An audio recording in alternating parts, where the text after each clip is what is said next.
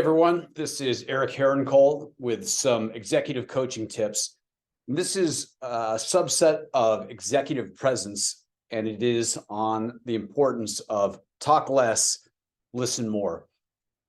While this sounds fundamental, and it is, I have run into this many times from the board level to CEOs, to C-suite executives who are succeeding to CEOs, and the high potential executives further down in the organization. Why so? Well, because often the people who are on these kind of fast tracks are really, really competent. They're very smart. They're very good. They're very good at getting things done. Their synapses snap a lot faster than many other people. And that works really well for them until they get to a certain point. And sometimes that's not until they get into consideration for a CEO role. And then all of a sudden, whether it's board members or their peers or their direct reports or outside constituencies, all of a sudden there get to be a lot of complaints that this is not somebody who really knows how to facilitate a conversation.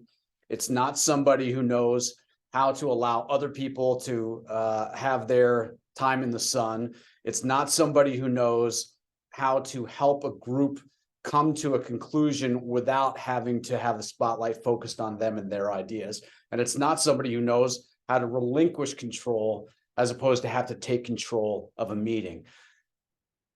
Listening and the ability to listen well is really key to all of those things. So I remember my first interview out of college. I didn't know a thing about what I was going to do. I had an interview with a sales leader, and all he did was ask me questions, listen to me, and then repeat back what I said. Little did I know that this was right out of a Psych 101 class. I'm not exactly sure how I missed that, but all he was doing was mirroring back to me.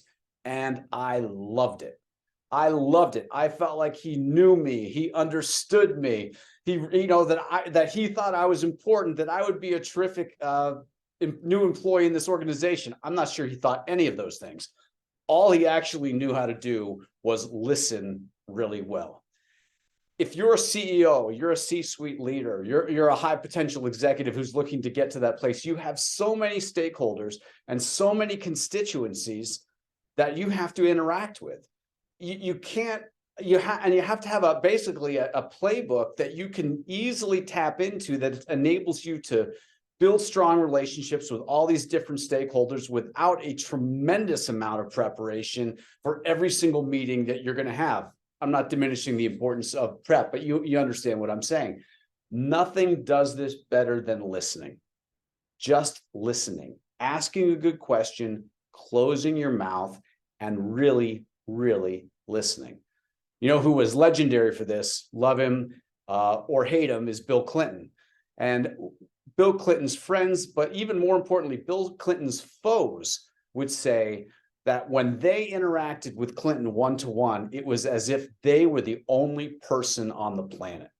And in fact, it's not unusual to hear that type of feedback around really well-known and effective leaders, and actually some highly effective leaders who you've never heard of. They know how to really focus.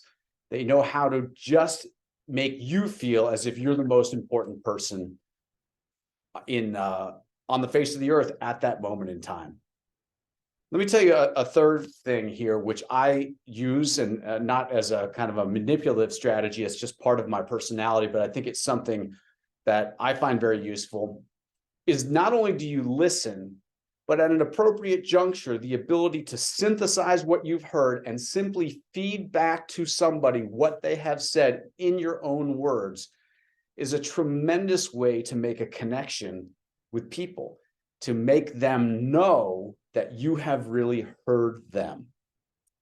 I don't know if you've read the book Never Split the Difference by Chris Voss, who used to be the chief hostage negotiator for the FBI, and he's all over the internet, so you might want to take a listen.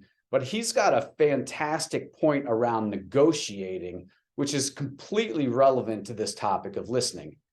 And this is what it is.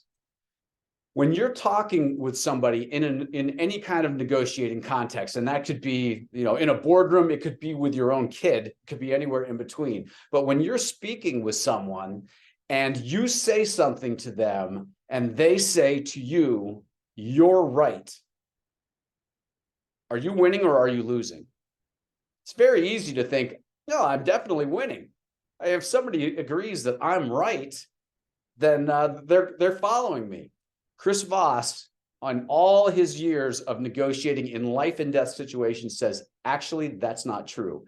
When somebody says to you, "You're right," you, my friend, are losing. Why so? Because people don't say "you're right" because they are accepting what you say. People say "you're right" because they are being defensive. They basically can't argue with your logic, but they're not bought into the outcome that you want. They're not bought into actually changing their own behavior. However, when you feed back or when you say something to somebody and instead of saying "you're right," they say "that's right," that's a whole other ballgame.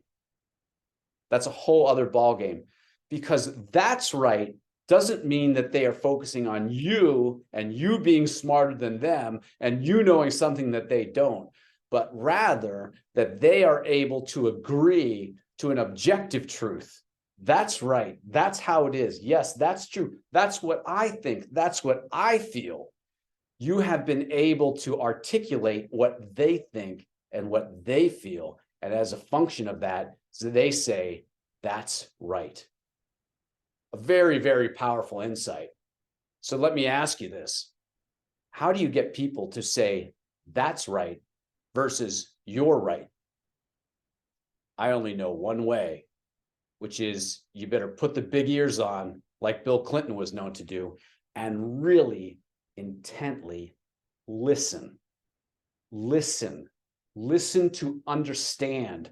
Don't just listen, but in the back of your mind, be preparing what you're going to say. No one cares what I'm going to say. No one cares what you're going to say. What they really care about is what they are going to say. We have to listen and then feed back what we've heard and then listen for those magic words. That's right. I hope you found this helpful. Please leave me some feedback here. And